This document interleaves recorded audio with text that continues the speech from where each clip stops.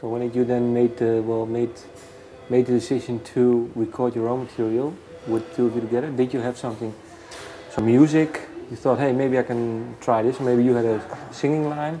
Well, I think I, at that time was doing a lot of recording at my house and just, writing music and stuff like that. So we, thought it would be fun to do that, collaborate and try to record something together. And then it was really just easy and fun.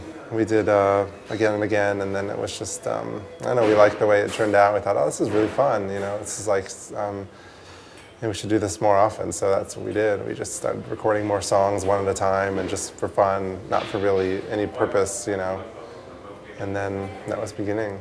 And when did the album take shape and you thought, hey, maybe we can release an album? I mean, I think we had a good amount of songs, probably about 7, and then or 6, and then we kind of thought, like, let's finish this. But I mean, it took 3 years, so somewhere in there we realized that we wanted to make a record. I think that we even when we first started, we had this kind of inkling, like it would be fun to have this be sort of a fun side project, and we could play as a duo, because we just played as a duo in the beginning. But then the production became more about like recording songs, and we, I think probably about a year in, we thought we should probably try to finish this. We actually finished. We spent most time trying to finish it, like the last 3 months. Yeah.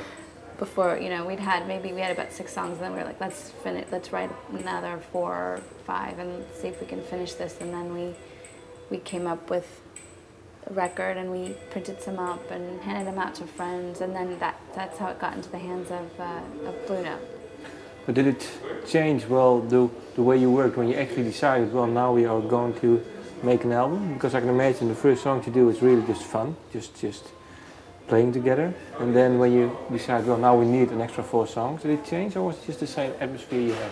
I think it was still the same. There wasn't any pressure still, because we still didn't have a record label or anything. We didn't have an actual release date or anything. We just had sort of a self limit. I mean, we just thought, let's just try to finish at this time so that we can just finish like a product, and we can try to print some up, and and so I think the only thing that we considered is to try to make it cohesive, so making everything kind of blend together. That was the only consideration, right? Yeah, I think so. That was pretty much, at the end we just want to make sure that it all sort of fits together, so we tried to pick the songs that did that and sort of made a complete record.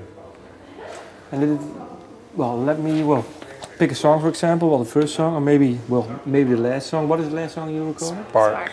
Oh, that was the last song on the record. The last song I recorded is either Because or Preparedness, or one of those, right? That's probably Because, yeah. Preparedness was that earlier? It was earlier. Yeah. Okay, Because is the last one, yeah. Because, and then we have the first one, Again and Again. Again and again.